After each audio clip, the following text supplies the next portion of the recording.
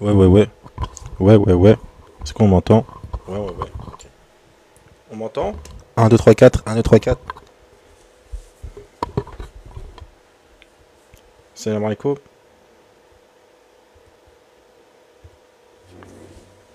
Alaikum salam wa rahmatullah. Est-ce qu'on m'entend bien? Je sais pas si on m'entend bien. Je sais pas. On m'entend bien? N'hésitez pas à liker, Inch'Allah, si vous pouvez. N'hésitez pas à liker et partager le live. Bi'idhnillah azza wa jal. Donc là, on attend le frère qui doit faire l'intervention. Le frère Nour. Comme la semaine dernière, samedi dernier.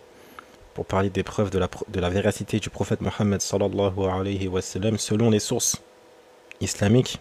Non, on va pas parler de la Bible, donc sur ça il faut rester concentré. Il ne faudra pas poser des questions par rapport à la Bible, d'accord? Pour ceux qui auront des questions. Wa alaykoum assalam wa rahmatullah.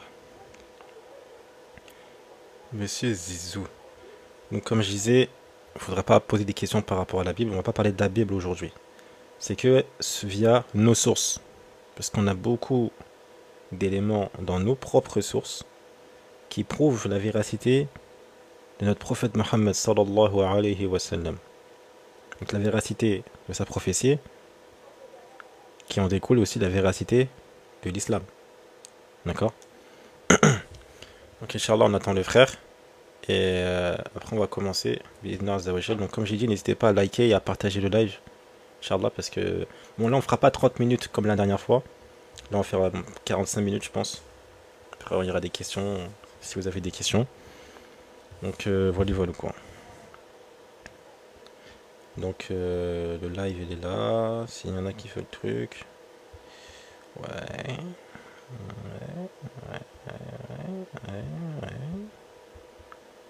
Euh, N'hésitez pas à partager, à liker. Inch'Allah, barakallahu fikum.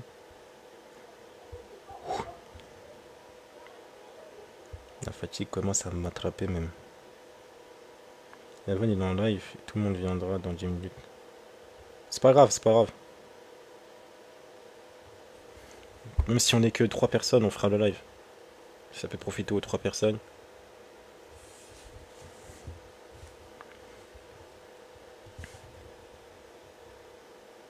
Euh... Oh mais Nour il est là, wesh.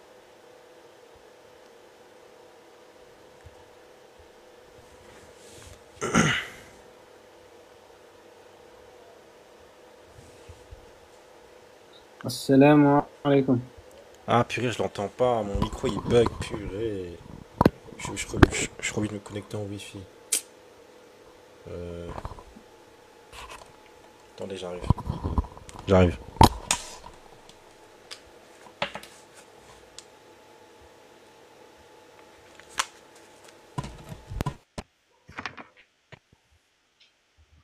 Ouais, Nour, tu m'entends?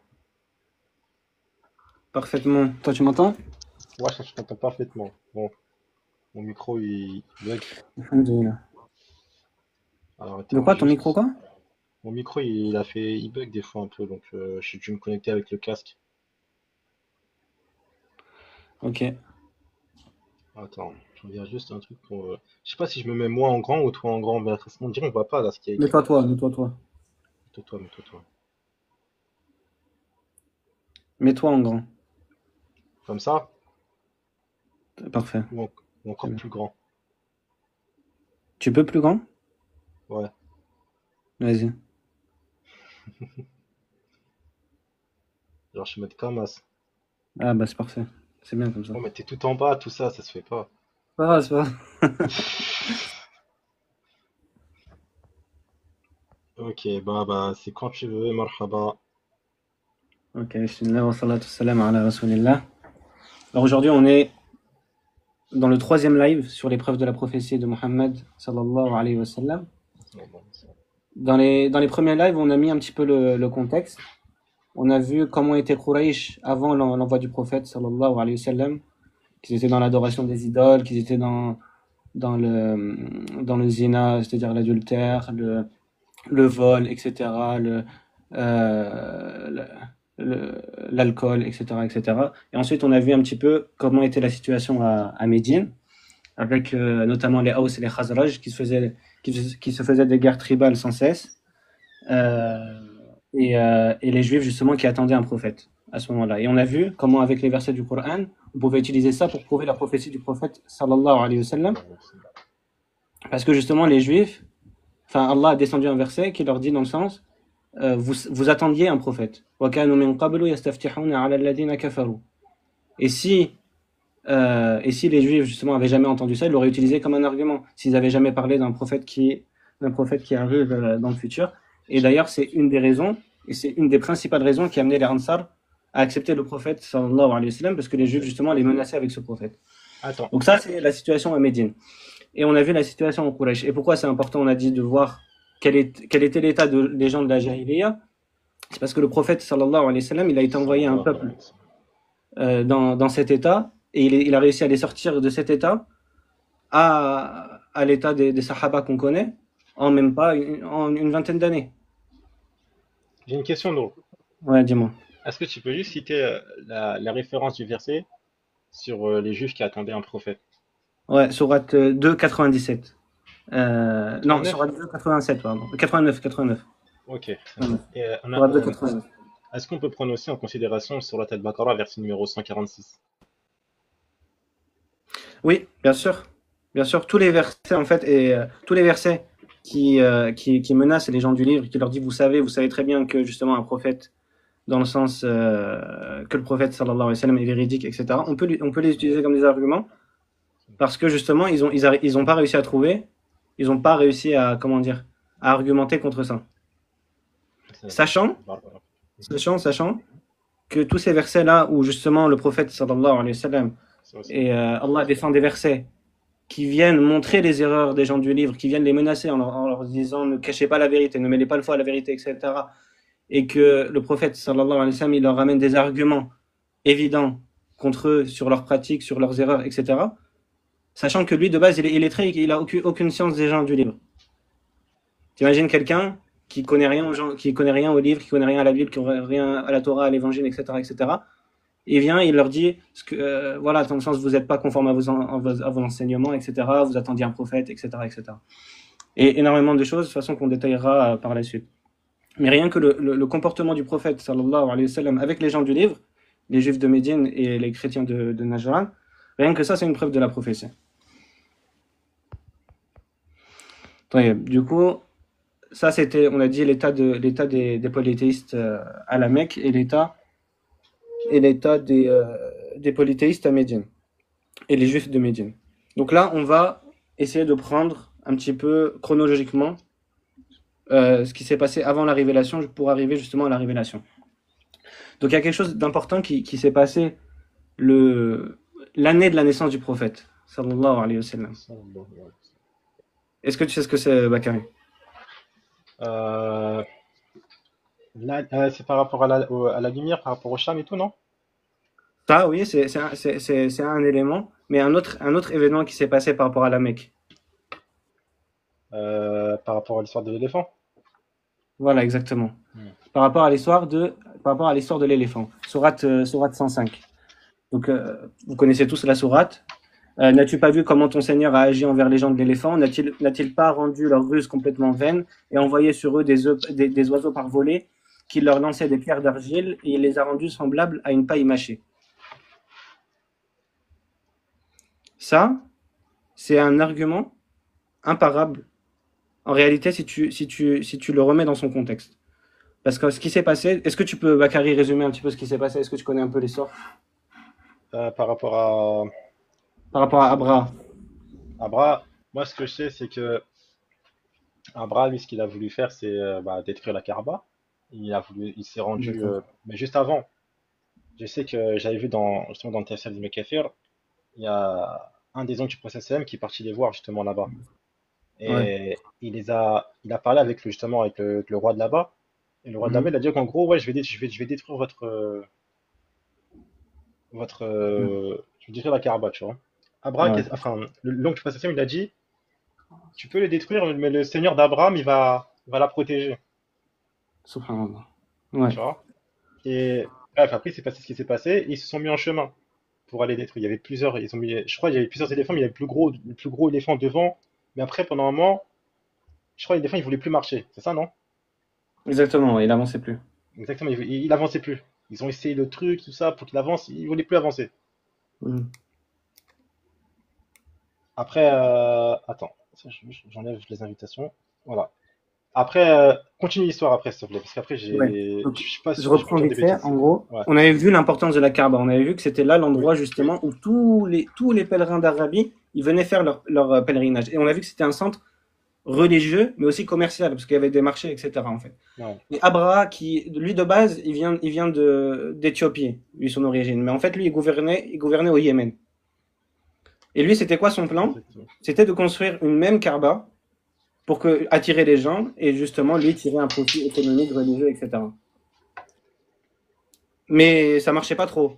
On va dire quand il a construit sa Kaaba, ça n'avait aucune influence. Du coup, lui, il avait l'intention de détruire la Kaaba à la Mecque.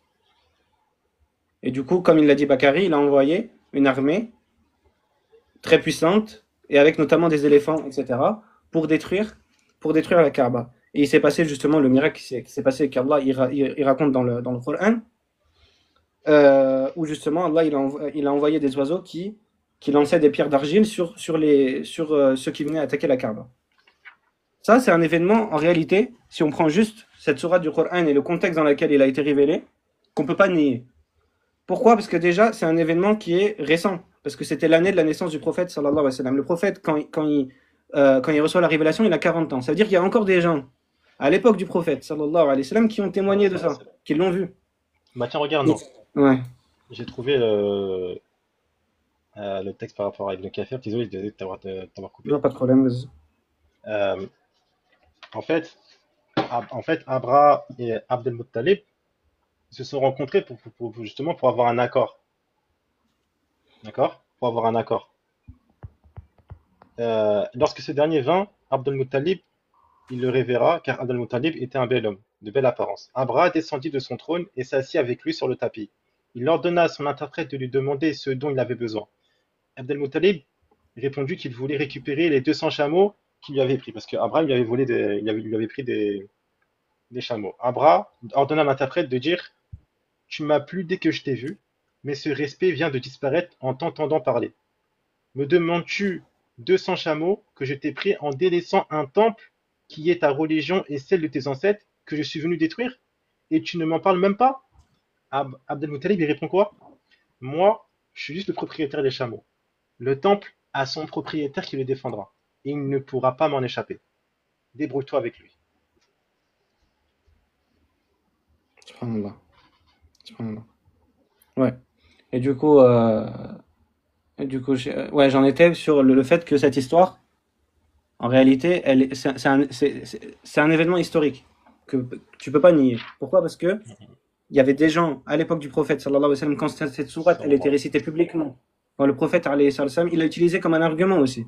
Parce qu'il y a un lien entre sa prophétie et ce miracle, en réalité. Parce que déjà, c'est un, c'est une ni'ma qu'Allah leur a accordé. Il leur dit, reconnaissez ma ni'ma que je vous ai accordée en protégeant la Kaaba, que tous les Qurayshites, justement, tous les Qurayshites de l'époque étaient témoins, et ensuite leurs enfants. Même s'il y en avait qui n'étaient pas vivants, qui sont morts avant l'envoi du prophète, sallallahu alayhi wa sallam, leurs enfants, ils sont témoins. En fait, c'est Mutawatir, c'est transmis massivement.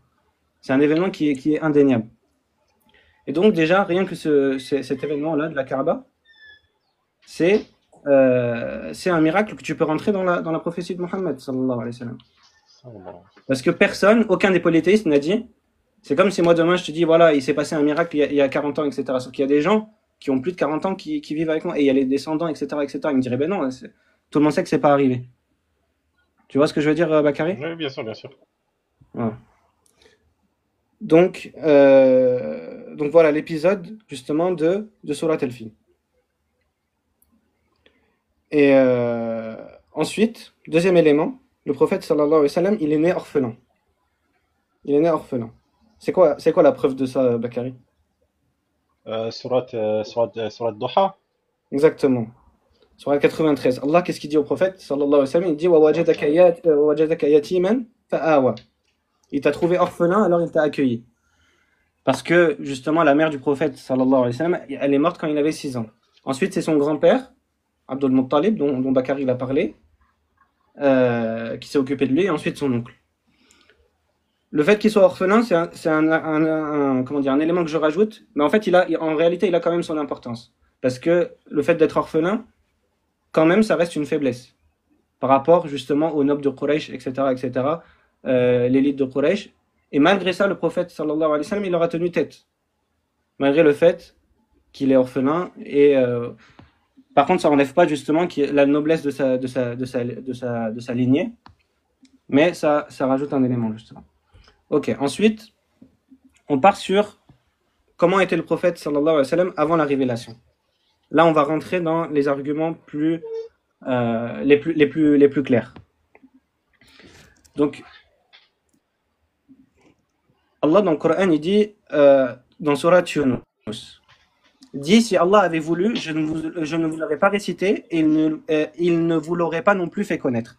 Je suis bien resté avant cela tout un âge parmi vous, ne raisonnez-vous donc pas. C'est quoi le sens du verset à la fin? C'est de dire je suis resté avec vous 40 ans. Est-ce que vous raisonnez pas? Pourquoi est-ce que ce verset-là il est extrêmement important? Parce qu'il répond à beaucoup d'ambiguïté justement. Ce verset-là déjà c'est une preuve du comportement exemplaire du prophète sallallahu alayhi wa sallam avant la révélation. Parce que le prophète alayhi wa sallam, il utilise comme argument envers les Quraysh son comportement avant la révélation, les 40 années où ils l'ont connu. Il leur dit, je suis resté avec vous, est-ce que vous raisonnez-vous pas? Dans le sens, vous connaissez mon comportement avant la révélation, vous savez que je ne suis pas un menteur, vous savez, etc. Mais pas que ça, ils savent très bien aussi qu'il est illettré. De toute façon, on va le revoir juste après. Il ne passait pas son temps à aller étudier la science des gens du livre. Ils savent très bien qu'il n'est pas sorcier et qu'il n'a jamais pratiqué la sorcellerie dans sa vie. Que c'est pas un poète, qu'il n'a jamais pratiqué la poésie dans sa vie. Donc ce verset-là, il est très important parce que le prophète, sallallahu alayhi wa sallam, il leur dit, vous me connaissez, ça fait 40 ans que je suis parmi vous. Il l'utilise comme un argument. Si les Qurayshites, ils pouvaient répondre à ça. S'ils avaient pu dire par exemple, bah oui, on te connaît, justement, tu mentais à l'époque.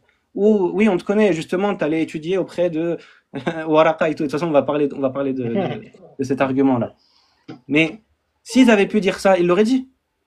Oui, on te connaît, on sait que tu faisais comme ça, on sait que tu avais un mauvais comportement, on sait que tu buvais de l'alcool, on sait que nanana, et maintenant tu nous dis d'arrêter. Mais comme ils sont témoins que le prophète sallallahu alayhi wa sallam, il avait un comportement exemplaire, qu'il mentait pas, qu'il étudiait pas la science des gens du livre, qu'il n'était pas sorcier, qu'il n'était pas poète, et ben là l'argument il est fort. Ils sont incapables d'y répondre. Et les premières personnes qui ont cru en lui, c'est les personnes les plus proches de lui. Donc celles qui témoignent le plus de son comportement avant la révélation. On va voir quelques exemples là justement. Mais il y a d'autres versets qui vont dans ce sens. Par exemple, Sourate 23, verset 69. N'ont-ils pas connu leur messager au point de le renier? T'as aussi Sourate 68. Et tu es certes d'une moralité éminente. Imagine-toi demain, toute ta vie par exemple, tu avais un mauvais comportement où tu mentais, etc. Tu étais connu pour, je sais pas moi, tous les jours dire que tu as reçu la révélation, que nanana, etc. Ou mentir en général. Et d'un seul coup, tu t'apportes un argument et tu dis souvenez-vous, j'avais une moralité éminente, j'avais un caractère parfait, etc.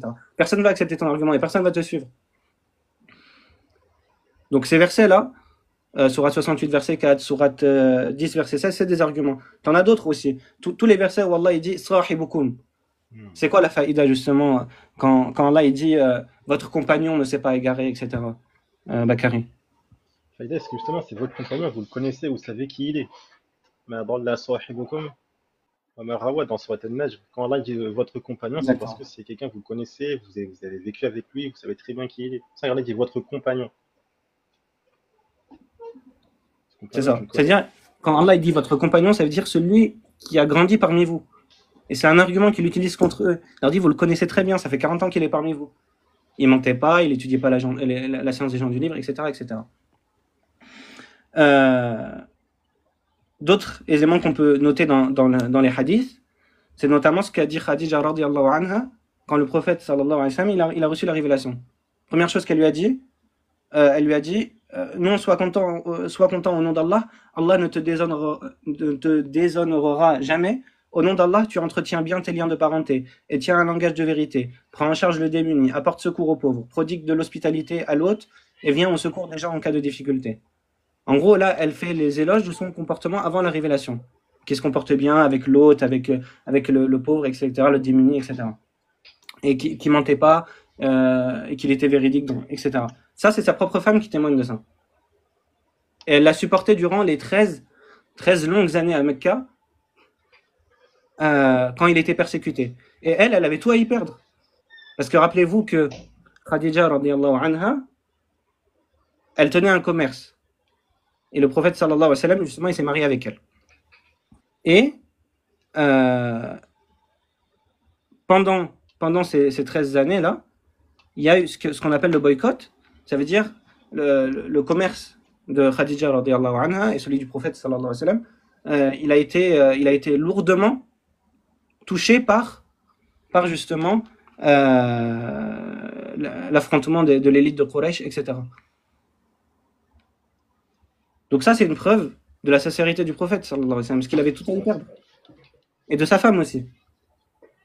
Pourquoi elle l'a supporté là-dedans? Elle y a tout perdu.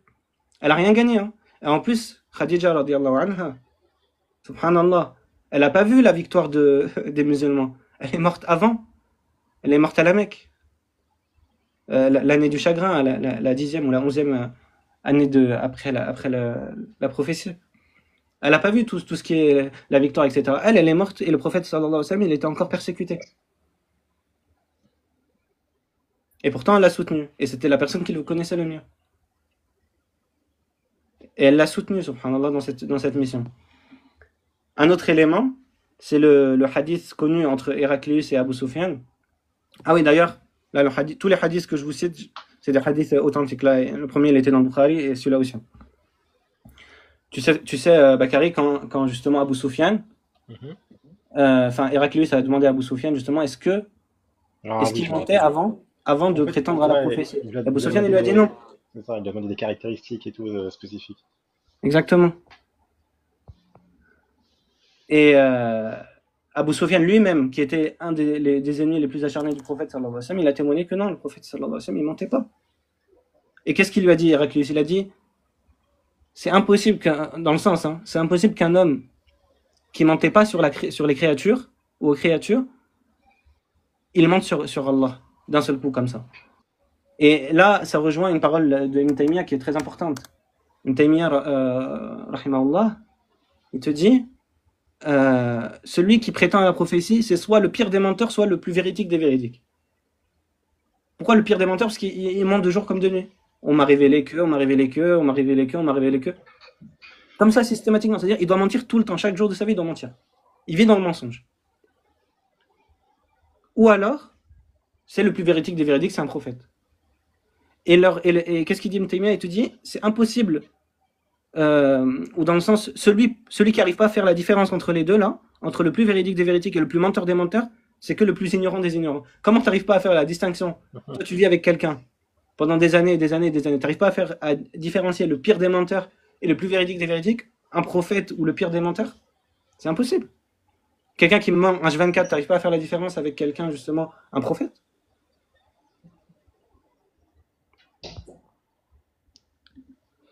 Un autre hadith, pareil dans le Bukhari aussi.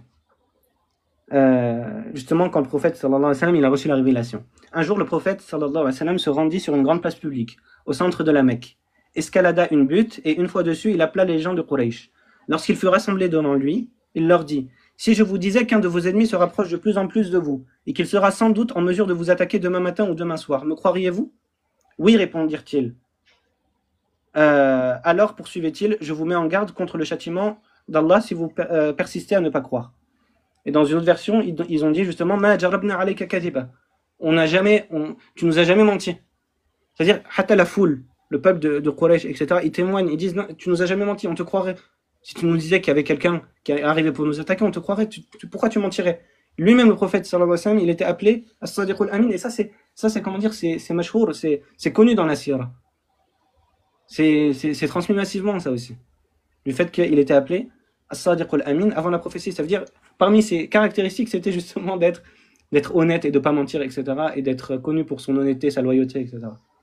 Comment un homme, comme il a dit Héraclius, comment un homme qui est connu pour le fait d'être loyal, honnête, etc., du jour au lendemain, en perdant tout ce qu'il a, il va mentir de jour comme de nuit sur Allah, sur le Créateur? C'est impossible. Ok. Euh, et ça, c'est important à comprendre parce que les premières personnes qui se sont converties, elles ont vu ni miracle, ni, comment dire, ni victoire, ni les menaces aux gens du livre, les menaces du Coran. Il n'y avait pas beaucoup de sourates qui étaient révélées, pas beaucoup de versets qui étaient révélés. Et pourtant, elles ont cru. Pourquoi? Parce qu'elles le connaissent, le prophète, sallallahu alayhi wa sallam. C'est-à-dire, elles n'ont pas eu besoin de tout ce qui est miracle, victoire. Il y avait combien? Une ou deux sourates qui étaient révélées?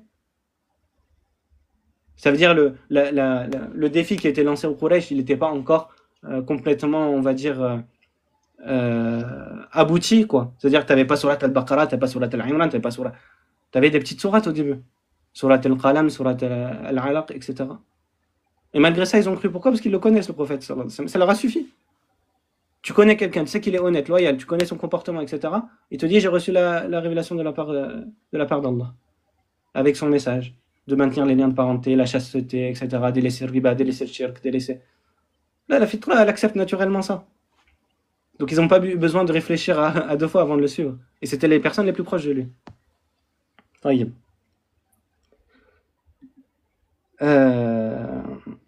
Alors...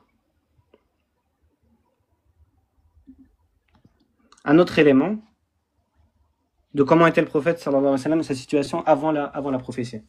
Il savait ni lire ni écrire. Et ça, c'est un truc... personne ne peut remettre en question. Parce que le Coran l'utilise comme un argument. Le Coran qui est récité publiquement. Si demain, moi, je sors et je dis, vous savez très bien que je ne sais pas lire et écrire.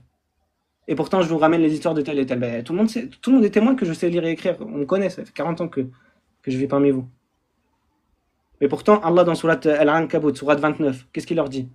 Qu'est-ce qu'il dit au prophète, sallallahu alayhi wa sallam? وَمَا كُنْتَ تَتْلُو مِنْ قَبْلِهِ مِنْ كِتَابٍ وَلَا تَخُطُّهُ بِيَمِينِكَ إِذًا لَارْتَابَ الْمُبْطِلُونَ. Et tu ne récitais aucun livre avant cela, ni n'en écrivais de ta main droite. Sinon, les al-mubtiloun, je sais pas comment traduire, les gens du faux, on va dire, ils auraient eu des doutes. Sinon, là, ces gens-là, ils auraient eu des doutes. Mais Allah, il l'utilise comme un argument. Et comment dire, les gens qui le connaissent, ils savent très bien qu'ils savaient ni lire ni écrire. Sinon, justement, eux-mêmes, ils auraient douté. Sinon, cet argument-là, il ne serait pas passé. Abu Bakr, radiallahu anhu, qui était le meilleur ami du prophète, sallallahu alayhi wa sallam. Tu penses qu'il ne saurait pas si le prophète il sait lire ou écrire? Khadija, radiallahu anha. Tu penses qu'elle ne sait pas si son mari sait lire ou écrire? Tout le monde le sait, même ses oncles, etc., sa famille. C'est évident, de toute façon, à cette époque-là, c'était rare de savoir lire et écrire. C'était pas la norme. Donc quelqu'un qui sait lire et écrire, tu le sais directement. Et pas que dans Surat 29, Surat 7, Alladina yattabi'una ar-rasul an-nabiy al-ummi. Ceux qui suivent le prophète illettré. Quand le prophète sallallahu alayhi wa sallam, il récite ça à la Mecque, il leur dit suivez le prophète illettré. S'il était pas réellement illettré, tout le monde aurait argumenté, personne l'aurait pris au sérieux. Tout le monde aurait dit bah non, on sait très bien que tu sais lire et écrire.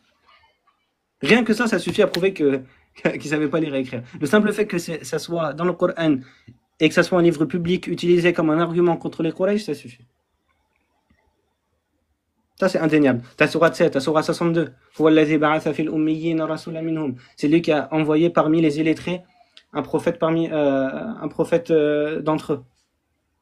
Donc Allah, plein de fois dans le Coran, il lui dit, même le prophète sallallahu alayhi wa sallam, il a dit Nahnu ummatun ummiyya. On est une communauté illettrée, comme dans le Bukhari.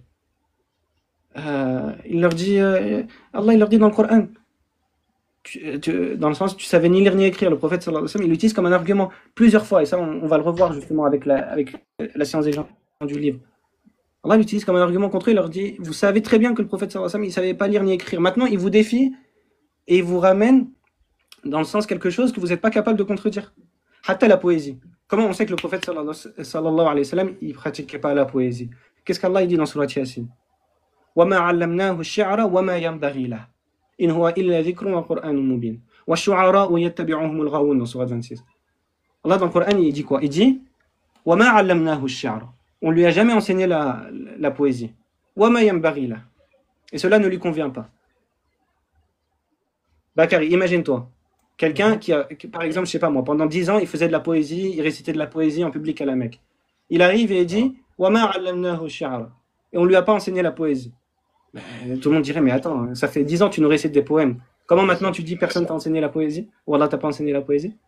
Wa ma yanbaghi la, et cela ne lui convient pas. C'est évident qu'il ne pratiquait pas la poésie, le prophète, sallallahu alayhi wa sallam. C'est évident, et jamais il l'a pratiqué d'ailleurs. En Jamais dans plus, sa vie il l'a pratiqué. dans la même sourate 26, Allah il te parle de ceux. euh, En plus, la sourate s'appelle en plus les poètes. Et en plus, Allah il te Mhm. parle justement de ce que tu as dit. Et il y a un verset qui dit Mhm. Ah, j'ai oublié, subhanallah.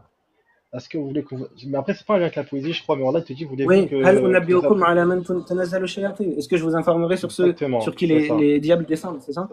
C'est ça, exactement. C'est ce verset-là que je cherchais. Parce que justement, ouais,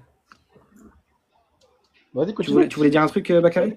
Bah, justement, Non, c'est pour parce que continuer justement, à confronter la par fin de rapport à Surat ce verset. 26, Mhm.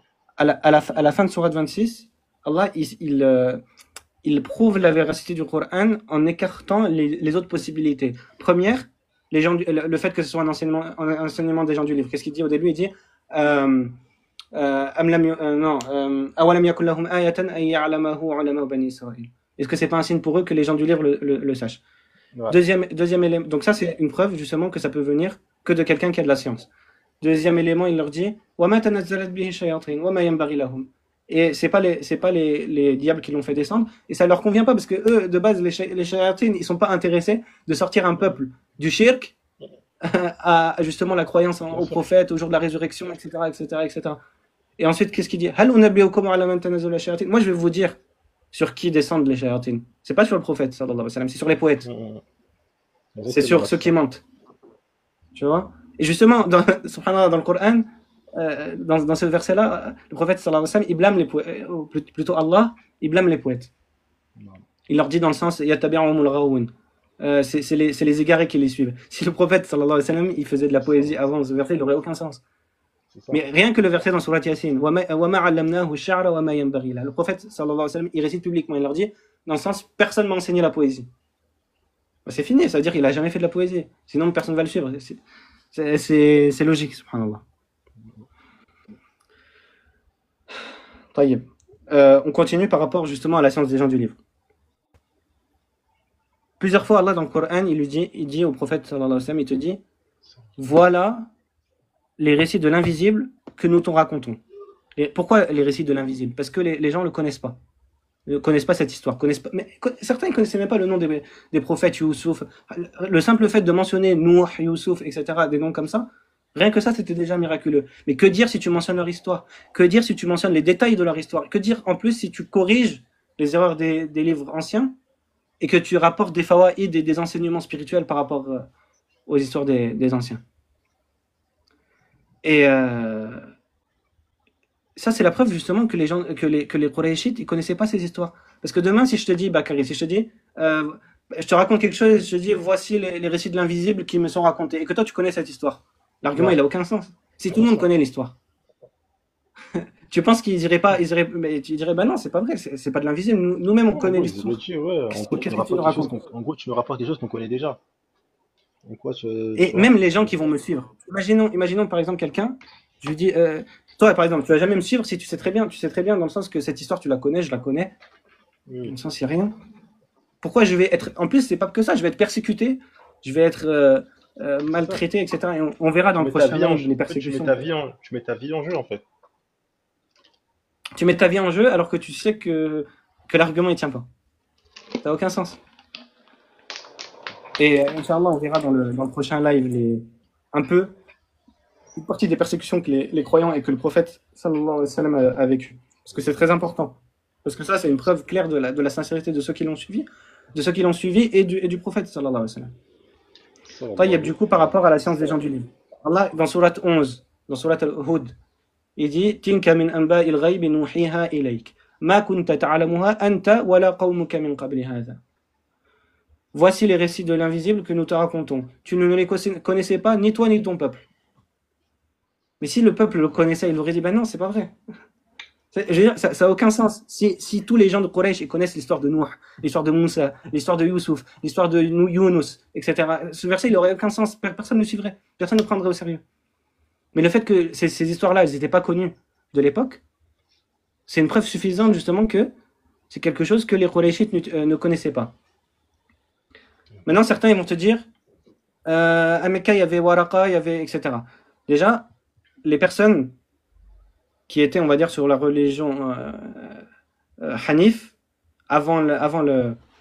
qui était, on va dire, sur la religion monothéiste avant l'arrivée de l'islam. Il y en a 4 dans la Sira, pas plus. 4 gens à Mecca.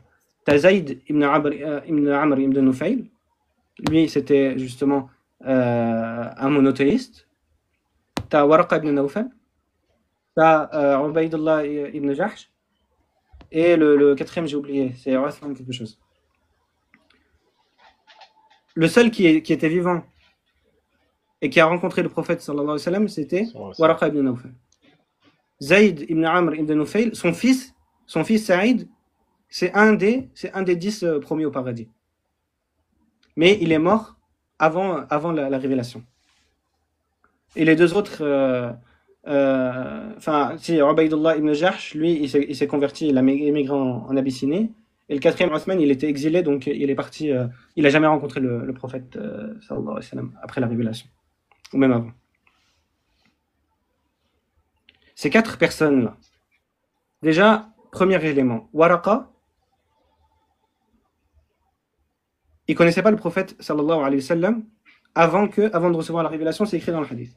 Dans le hadith, on te dit que justement c'est Khadija radiyallahu anha qui l'amène voir Waraqa après le début après justement qu'il ait reçu la révélation et qui connaissait pas Waraqa avant. Donc ça c'est le premier élément. Déjà pour ceux qui citent l'exemple de Waraqa, de toute façon je l'ai déjà expliqué au premier épisode, ils sont inconsistants. Parce que comment tu sais que Waraqa il existait? Comment tu sais que Waraqa il existait à Mecca? Dans le hadith. Mais pourquoi toi tu prends ce hadith et tu prends pas les 1000 hadiths qui parlent des miracles du prophète sallallahu alayhi wa sallam? Ces gens-là ils sont inconsistants. C'est-à-dire ils piochent ce qu'ils veulent. C'est ça, et surtout qu'en plus c'est les mêmes rapporteurs. C'est-à-dire qu'en fait, Mais oui, c'est ça, c'est le même rapporteur. Tu utilises ce rapporteur-là pour quelque chose qui va dans ton sens, mais ce même rapporteur-là dit que le prophète sallam il a fait ça, il a fait ça, il a fait ça, il a fait ça, il a fait ça. Voilà, c'est ça, exactement. C'est-à-dire, ces gens-là, en fait, au niveau de nos sources, ils sont inconsistants. On est les seuls à être consistants. Parce que nous, c'est pas parce qu'il y a un miracle qu'on va dire qu'il est authentique. Hein. Il y a énormément de hadiths, comme ça, miraculeux, que tu peux utiliser pour prouver que, etc., que les savants, ils ont dit non, d'arif. Maoudoua même. Makzoub. C'est un mensonge sur le prophète. Sallallahu alayhi wa sallam. C'est inventé. Donc nous, on a une manière d'authentifier ce qui est vrai. Mais eux, c'est quoi leur manière? Eux, ils partent du principe que le prophète, sallallahu alayhi wa sallam, il n'est pas véridique, et ils prennent les sources qu'ils peuvent utiliser. Depuis quand c'est une méthode honnête, ça? Donc, hatta l'existence de Waraqa, comment eux ils la prouvent? Ils peuvent pas la prouver. Ils utilisent nos sources. Dans nos mêmes sources, il y a 1000 hadiths qui leur dit que le prophète sallallahu alayhi wa sallam, il a fait des miracles transmis massivement, encore plus authentiques que le hadith de Waraqa. C'est rapporté encore plus authentiquement que le hadith de Waraqa, même s'il est dans le Bukhari. Moi, je te parle de choses mutawatir. Donc comment tu fais Je te dis, ces gens-là, ils sont pas consistants. Donc ça, c'est le premier élément. Deuxième élément, le prophète sallallahu alayhi wa sallam, il connaissait pas Waraqa avant la prophétie. Troisième élément, bon, de toute façon, vous savez, Waraqa ibn Nawfal, il a cru au prophète sallallahu alayhi wa sallam. Il lui a dit, si je pouvais vivre encore, la preuve que justement, il était quoi? Il était très âgé. De toute façon, dans le hadith, c'est 10. Il y en a Shaykhan Kabira, c'était un vieil homme à ce moment-là. Et il lui a dit dans le sens, ce que tu as reçu là, c'est la même révélation qui était descendue sur Moussa alayhi salam. Et si je pouvais, je te soutiendrais. Et il l'a même informé que les Quraysh l'expulseraient. Subhanallah. Donc il savait très bien, le prophète sallallahu alayhi wa sallam, qu'il allait... Hein? J'ai envie de dire, comment il sait que justement il allait être chassé, etc. Parce que c'est les caractéristiques des prophètes. Voilà, c'est ce qu'il lui dit. Il dit, si moi je pouvais, je te soutiendrais. Ça, c'est dans le hadith, subhanallah. Regarde, il te prend une partie du hadith, il te prend pas tout le hadith. Waraqa, il te dit qu'il a cru au prophète, sallallahu alayhi wa sallam. Et que justement, il a même prophétisé que justement, il serait expulsé par son peuple, et etc. Et que ça, c'était la même révélation que Moussa avait reçue.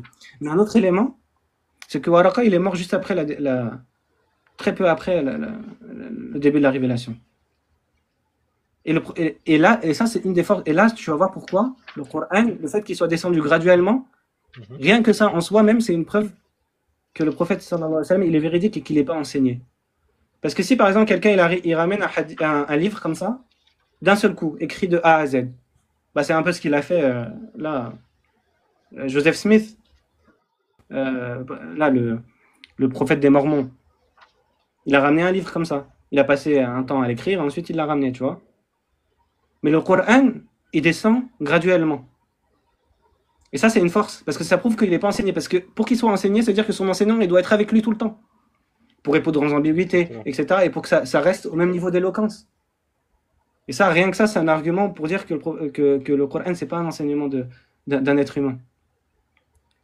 Parce que s'il y avait une différence entre le niveau d'éloquence avant la mort de Waraqa et après la mort de Waraqa, là oui, on aurait dit, ouais, il y a une influence. Mais le Coran, subhanallah, c'est un niveau d'éloquence extraordinaire du début à la fin. Et la plupart de la révélation, elle est descendue après la mort de, comment dire, après la mort de Waraqa. Et même le hadith le dit, que dans le sens, la révélation, la plupart de la révélation, et une grosse majorité de la révélation, et une grosse partie, a été révélée après la mort de Waraqa. Ah, exactement. Je suis dessus en plus, là, je suis sur le hadith. Ouais. Tu vois, Et à chaque fois qu'en plus que le prophète il n'avait pas la révélation, il ne sentait pas bien, il voulait jeter au-dessus d'une montagne et tout. Et c'est Djibril lui-même qui l'a attrapé et lui dit, tu es en vérité le message, tu es en toute vérité le messager d'Allah. Et après il se calmait, tu vois. Et après la révélation elle venait et tout, tu vois.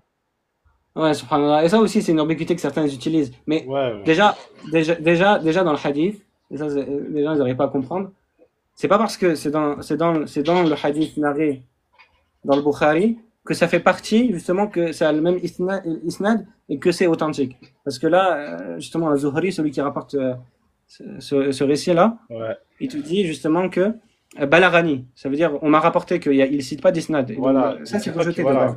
C'est Mais ça, même, exactement.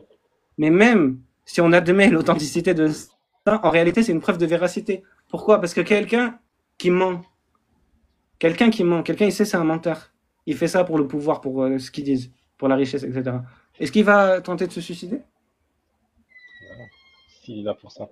Jamais de la vie. Ça veut dire vraiment qu'il a vu quelque chose d'extraordinaire, qu'il a vu Jibril, alayhi salam. Et justement, Jibril, il venait, alayhi salam, le conforter. Ouais, comment ça peut venir d'un menteur? Subhanallah, ça n'a aucun sens. Ces gens-là, ils se contredisent. De toute façon, Allah, dans le Coran, il te dit justement qu'ils ne sont pas consistants dans leurs attaques. Parce qu'un coup, ils vont te dire, c'est un menteur, un coup, il veut te dire, non, en fait, il voulait se suicider. Mais les deux, ça ne marche pas. C'est comme les Quraysh, ils disent, Sahir ou Majnoun. Ils te disent, c'est un sorcier, mais c'est aussi un fou. Mais comment? Un sorcier, il sait très bien ce qu'il fait. Et après, il te dit, fou. Ou Sha'irun Majnoun. Ils te disent, un poète fou. Mais un poète de base, pour écrire son truc, il doit prendre du temps, il doit réfléchir. Comment tu dis fou et poète? Ou sorcier et poète? Ça n'a aucun sens. Subhanallah. Ou un coup, tu te dis, c'est les gens du livre qui l'ont enseigné. Un coup, subhanallah, l'azim. Et ça, subhanallah, tu vois la contradiction des Qurayshites. Ismaël, ils avaient parlé, je crois, par rapport à ça. Euh, euh, Quand il a dit Mukhtalif dans Surat La Dariyat, sourate 15. Ah oui, aussi. dans Surat- Ouais. Innakum la fi ouais, tu qawli vois. mukhtalif. Il y a certains qui ont dit, justement. Ouais. Vous êtes dans une parole divergente parce que certains ils disent c'est ça, d'autres ils disent c'est ça. Mais les Voilà, deux c'est là, ça. ça se contredit. Et c'est pour ça, justement, qu'à un moment dans la biographie, ils vont se réunir, ils vont dire bon, là, il faut avoir une version solide. Tu peux pas dire Exactement. poète, après gens du livre, après truc, après menteur. Il faut trouver une position honnête.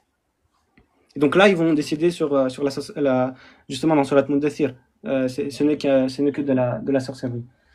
Voilà. Du coup, un autre élément par rapport à Waraqa, donc on a dit justement le fait que le Coran il descende. Déjà, la grosse majorité du Coran est descendue après la mort de Waraqa, donc comment Waraqa il aurait pu l'enseigner.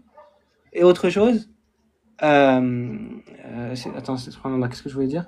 Oui, et que justement le Coran c'est un livre qui est descendu progressivement. Et donc ça, c'est une preuve qu'il n'est pas enseigné. Parce que si, dans le sens, s'il était enseigné, il faudrait que l'enseignant soit tout le temps avec le prophète, sallallahu alayhi wa sallam. Ce qui est impossible. Les gens, forcément, ils seraient rendus compte de ça. Que ce soit à Médine ou à Mecca.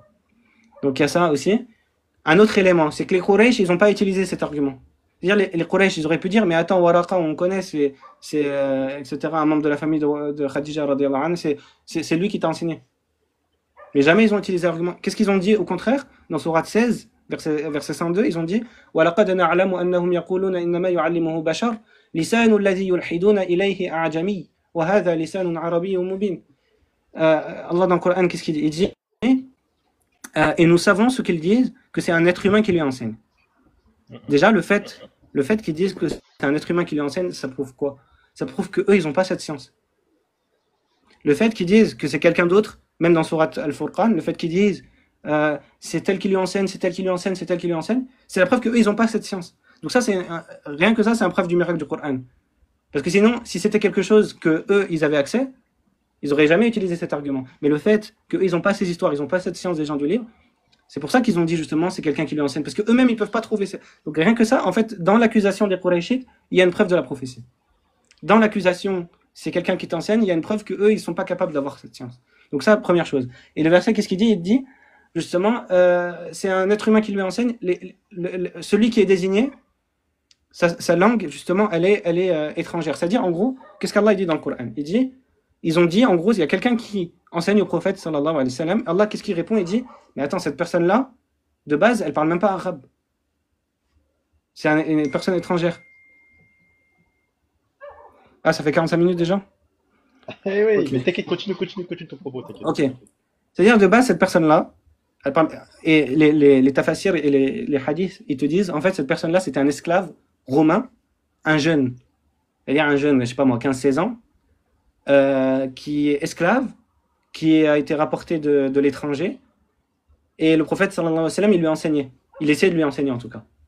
Parce que cette personne-là, elle parlait même pas arabe, ou quelques mots, tu vois. Ils ont dit, en fait, c'est lui qui l'a enseigné. Alors que, subhanallah, déjà, il est jeune. Il est esclave en plus. Comment tu veux qu'il apprenne?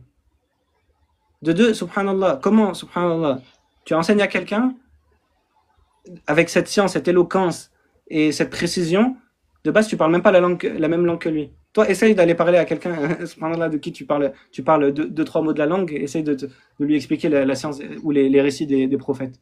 Ça n'a aucun sens. Mais le fait qu'ils aient désigné cette personne-là, c'est une preuve de quoi? C'est une preuve que Waraqa, c'était pas un argument. Parce que sinon, ils auraient dit c'est Waraqa qui lui enseigne. Bah oui. Waraqa, il parlait arabe. Mais même les Qurayshites, ils n'ont pas utilisé cet argument. D'ailleurs, toi, tu connais mieux qu'eux. Et eux, ils ont tout essayé. Ils ont essayé sorcier, devin, etc. Quelqu'un lui enseigne. Jamais ils ont dit Waraqa.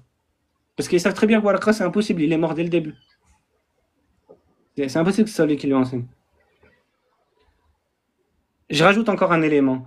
Zayd ibn Amr, et là les quatre que je vous ai cités de Quraysh qui étaient justement pas sur la religion idolâtre. Ces gens-là qui ont décidé justement d'aller chercher la vérité par eux-mêmes. Et justement le prophète sallallahu alayhi wa sallam, il a fait l'éloge de Zayd ibn Amr. Et son fils, c'est un des 10 promis au paradis, parmi les Ashr. Ces gens-là, ils n'ont jamais rien changé dans la société mécoise. C'était des cas isolés comme ça.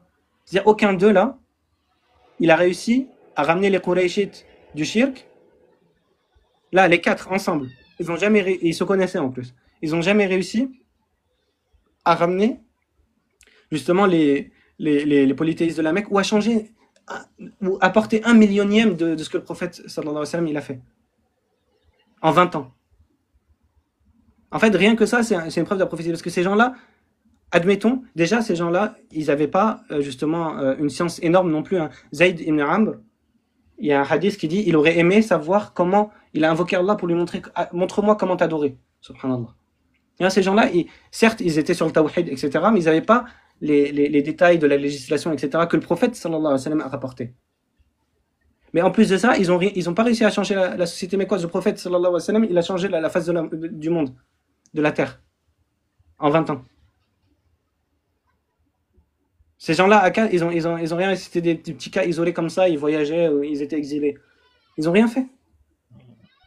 Comment tu dis que c'est eux qui l'enseignent, subhanallah? Bon, bref.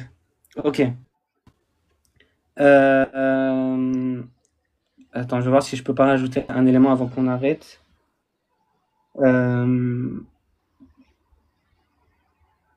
Ça, j'avais parlé justement. Dans Surat 3, dans Surat 12, Allah, qu'est-ce qu'il dit? Il dit Dhalika min anba'il ghaybi nuhihi ilayk. Voici les récits de l'invisible que nous te racontons. On a vu que justement, ça, c'est un argument. C'est comme ça que vous pouvez utiliser le Coran pour prouver la prophétie. Parce que le Coran, c'est un livre public et c'est un livre qui descend graduellement. Et c'est un livre qui vient réfuter les Qurayshites et c'est un livre qui vient raffermir la foi des croyants. Donc, c'est des arguments. Et que si, justement, c'était pas le cas, les Qurayshites, ils auraient parlé contre. Les hypocrites, ils auraient parlé contre. Les juifs, ils auraient parlé contre. Les chrétiens, ils auraient parlé contre. Et les croyants, ils auraient douté.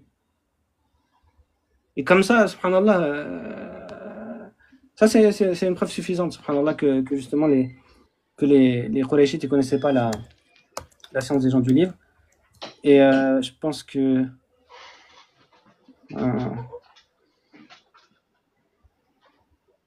Attends, ça, j'ai parlé de ça. Donne pas tout d'un coup, hein, non. Ouais, je pense on va continuer la prochaine fois, Inch'Allah. Non, donne pas tout d'un coup. On a encore pas mal de trucs à dire. Mais... Faut faire durer le suspense. Inch'Allah.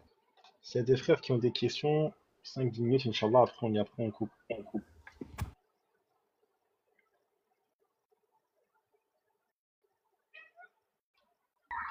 Oh, chapeau! Ah, tu me fais mal là! Pardon, excuse-moi.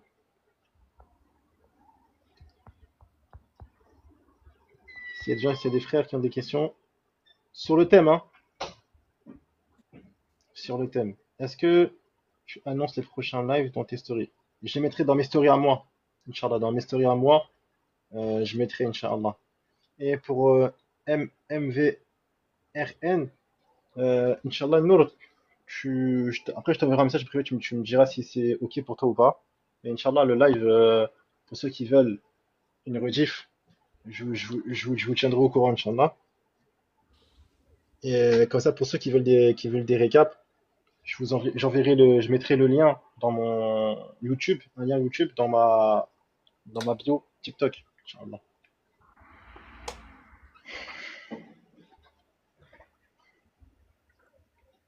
Et ça, après, vous pouvez regarder le live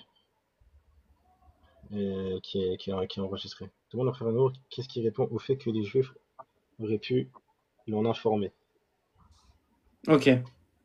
Donc, première chose, le prophète, sallallahu alayhi wa sallam, il vivait à la Mecque. S'il était parti, justement, déjà, le fait d'apprendre la science des gens du livre, c'est pas un truc qui se fait sur un voyage. Ça répond à la chouba que ceux qui te disent c'est Bahira. Déjà, cette riwaya, elle est pas authentique, mais même si on admet, c'est pas dans un voyage de comme ça de 15 minutes que tu apprends la science des gens du livre. Normalement, même toi, tu sais, hein, dans l'interreligieux, pour apprendre l'histoire, le détail de l'histoire, les arguments, etc., de Youssouf, de Moussa, etc., c'est le travail d'une vie. C'est le travail d'une vie, des années d'études, etc. Donc, tu penses que les gens, ils n'auraient pas remarqué s'ils partaient faire des voyages à Médine pour revenir, etc. Deuxième argument, les Juifs, ils l'auraient dit. Quand il est venu à Médine, ils auraient dit, mais attends, toi, on te connaît. Troisièmement, le prophète, sallallahu alayhi wa sallam, il réfute les Juifs. Il réfute, il est Mardoub alayhim, il te dit, Allah, il est en colère contre vous, il a fait de vous des singes, etc. Il les critique, etc. Il leur dit, vous devez croire en moi. Comment un Juif, il va enseigner au prophète, sallallahu alayhi wa sallam? Un autre élément. Si le prophète, sallallahu alayhi wa sallam, il avait pu recevoir l'enseignement, alors pourquoi pas les Quraysh? Si c'était si facile, en réalité. Bah khalas, Abu Lahab, il va voir le juif, il lui dit, vas-y, raconte-moi les mêmes histoires que tu as racontées à Mohammed, sallallahu alayhi wa sallam, comme ça c'est bon, on finit l'histoire. Quand le Coran il vient, il les défie, il leur dit, allez, ramenez une sourate comme celle-ci. Les Qurayshites, ils allaient parfois voir les juifs. Bah, ils avaient juste à leur dire, bah allez, donnez-nous, enseignez-nous. Mais c'est pas comme ça. Subhanallah. Une preuve aussi que les Juifs allaient voir les Juifs, c'est soit Histoire verset 85 par rapport à l'âme, non? Oui, exactement. C'est ça, même dans Surat Al-Kahf. C'est-à-dire, si vraiment il y avait un enseignant, bah alors il est où? C'est-à-dire, s'il y avait un enseignant, bah vous aussi, alors vous pouvez aller apprendre ces histoires. Mais pourquoi, comment ça se fait que le prophète, sallallahu alayhi wa sallam, il a accès aux enseignants, mais pas les Qurayshites? Ouais, c'est ridicule. C'est comme, bah justement, aussi sur Tunis verset 94 aussi. Exactement. Oui, c'est ça. Allez interroger les gens qui lisent le livre, c'est ça. Mais cette choubra que c'est les juifs qui l'enseignent, c'est impossible, en réalité. C'est impossible. Parce que le prophète, sallallahu alayhi wa sallam, il était à la Mecque, il était connu pour être à la Mecque. Et c'est ça, justement, l'argument qu'on a utilisé tout à l'heure. Je suis resté avec vous 40 ans. Allah, il leur dit, dans le Coran, il dit au prophète de dire ça, sallallahu alayhi wa sallam. Si, par exemple, j'étais connu pour aller, on va dire, apprendre des trucs, tu penses que personne dans son entourage saurait qu'il apprend les choses des gens du livre? Sa femme, etc., hatta ses proches. Pendant 20 ans, il apprend les récits des juifs et personne ne le sait. Et hatta, il sait pas lire et écrire en plus. C'est-à-dire, il peut même pas réviser, il peut même pas prendre des notes ou quoi. Non, mais vraiment, subhanallah, cette Juma, elle est vraiment ajib. Voilà. Mais j'espère que j'ai répondu à ta question. Ça, c'est quelques éléments après.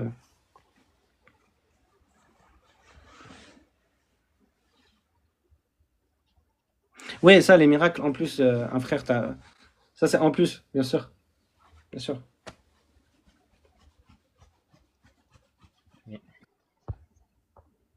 S'il y a d'autres questions, les frères, allez, bismillah. Toujours sur le sujet, hein. Si vous commencez à parler de 1, genre 1-1, ben voilà. Ah, chapeau! En tout cas, Nour, barakallahu fik, hein, comme d'hab, c'est rien à dire. C'est Ouais, fait barakallah. Il n'y a top. pas d'autres questions? Pour l'instant, non. On va attendre 2 minutes. Ouais. Eh ouais, tous ceux qui sont là, là, abonnez-vous à Nour, hein. Je vois, là, il vient dans mes lives, tout ça, il n'y a personne qui s'abonne à lui. Eh, Nour, calcule pas, Nono, là, dit, je sais pas quoi, là, c'est un troll. Un ou une, je sais pas, troll. L'argument de l'abrocation? C'est quoi la réponse pour ceux qui utilisent l'argument de l'abrocation? C'est quoi l'argument, Zaki? En C'est gros, quoi le problème avec l'abrogation? en fait, dans le sens où, en fait, Allah, en gros, il abroge des versets, il donne des meilleurs versets, c'est-à-dire qu'en fait, le premier verset était pas bon. Tu vois quoi, des trucs comme ça, tu vois. Parce qu'Allah, il dit qu'il Taïeb. peut enlever les Ça, de toute meilleurs et façon, c'est tout. rapporté dans... Ça, Allah, il en parle dans le Coran. وإذا بدلنا آية مكان آية قالوا إنما أنت مفتر. Lorsque nous révélons, nous changeons un verset par un autre, c'est-à-dire dans le sens un jugement par un autre, قالوا إنما أنت مفتر. Tu inventes, dans le sens. Tu inventes les versets. بل أكثرهم لا يعلمون. Mais la plupart d'entre eux ne savent pas. Pourquoi? Parce que dans l'abrogation, il y a des sagesses évidentes en réalité. Par exemple, déjà, il y a dans le sens, certaines fois, certaines lois, elles descendent progressivement. Par exemple, l'interdiction de l'alcool, celui-là, il est connu. Et c'est une forme de pédagogie pour les compagnons. Pour pas, justement, les amener à arrêter directement. Au début, justement, c'était le verset dans Surat al-Baqarah, ensuite c'était l'ivresse qui a été interdit, ensuite complètement comment dire, l'alcool en entier. Mais du coup, là, la sagesse, elle est évidente. C'est pour préparer, pareil avec le jeûne. Au début, le jeûne de Ashura, il était obligatoire, et ensuite le jeûne de Ramadan, le jeûne de Ashura, c'était juste une préparation au jeûne de Ramadan. Mais des fois, c'est le contraire. Des fois, c'est un jugement plus dur. Pourquoi? Pour que les compagnons, ils témoignent de la ni'ma qu'Allah leur a donnée. D'avoir, comment dire, allégé l'application qu'il leur a donnée avant. Par exemple, le jeûne avant de Ramadan. Tu n'avais pas le droit d'avoir des rapports avec tes épouses si tu t'endormais après dormir la nuit. Ensuite, Allah il a abrogé ce verset. Et ça aussi, c'est une autre sagesse, c'est de montrer la grande adoration et la grande obéissance des compagnons. Par exemple, ça on va en parler la prochaine fois, Inch'Allah. La prière de nuit, pendant 1 an, certains te disent pendant 10 ans, c'était obligatoire même sur les compagnons. Et ensuite, Allah il a abrogé. La sagesse, elle est évidente. C'est que Allah, il leur donne une obligation, et ça nous montre, justement, c'est pour nous montrer le fadl des sahaba, le haut rang des sahaba, qui ont accepté qui ont accepté de se soumettre à cet ordre, et ensuite, Allah, il a allégé, comme une forme comment dire, de bénédiction sur eux. Une rahma, une miséricorde. C'est une miséricorde en réalité. Donc des fois, tu vois que le fait qu'un jugement ils viennent justement de plus en plus durs et des fois de moins en moins durs. Et qu'est-ce que ça veut dire? Par contre, il n'y a pas d'abrogation dans les akhbar, dans les comment dire, dans les informations. C'est-à-dire, par exemple, je ne veux pas dire, par exemple, il s'est passé ça, et ensuite, non, en fait, il ne s'est pas passé ça, je me suis trompé, il s'est passé ça. Cette abrogation, ça n'existe pas. Toutes les abrogations dont on parle, c'est des abrogations de hukm, c'est-à-dire de jugement. Ça, c'est très important. C'est comme la fin de Al-Baqarah aussi. Bien C'est-à-dire, sûr, c'est. voilà. Ouais, La fin ouais. de Baqarah, c'est très important. Pourquoi? Parce que justement, avant, les compagnons, c'était une preuve justement de leur soumission à Allah. Quand ils ont accepté le jugement d'Allah, quand il leur a dit tout ce que vous pensez, hatta dans vos pensées, vous serez interrogé sur ça. Mais ensuite, Allah, il a fait descendre le verset de La yukallifullahu nafsan illa wus'aha. Dans le sens, Allah il n'impose à aucune âme une charge qu'elle ne peut pas supporter. Ça, justement, c'est pour montrer la rahma. C'est-à-dire, je vous ai imposé ça, maintenant je vous allège. Comme ça, les compagnons, ils se rendent compte de la rahma et de la miséricorde. Si directement, Allah, il leur donne le jugement, le deuxième jugement, ils vont pas sentir la même rahma qu'ils ont eu quand le jugement plus dur, puis le jugement plus léger, il est venu. Tu vois, tu sens plus la ni'ma. Si on t'oblige à quelque chose, et après on te dit non, vas-y, c'est bon, tu peux arrêter. Tu sens la ni'ma. À chaque fois que tu vas faire ça, tu vas dire, ah, rappelle-toi, avant, c'était plus dur. Tu vois, donc il y a une sagesse dans ça. Question. Euh, Dis-moi, c'est quoi les avertissements dans Surat al-Baqarah, verset 79? T'as dit quoi? Dis-moi, c'est quoi les avertissements dans Surat 2, verset 79? Allah dit Fawailul trois fois lilladhina ouais. yaktubuna Ouais, al-kitab. ouais. C'est la menace de l'enfer. Je comprends pas la question. T'as compris la question, toi, Bakary?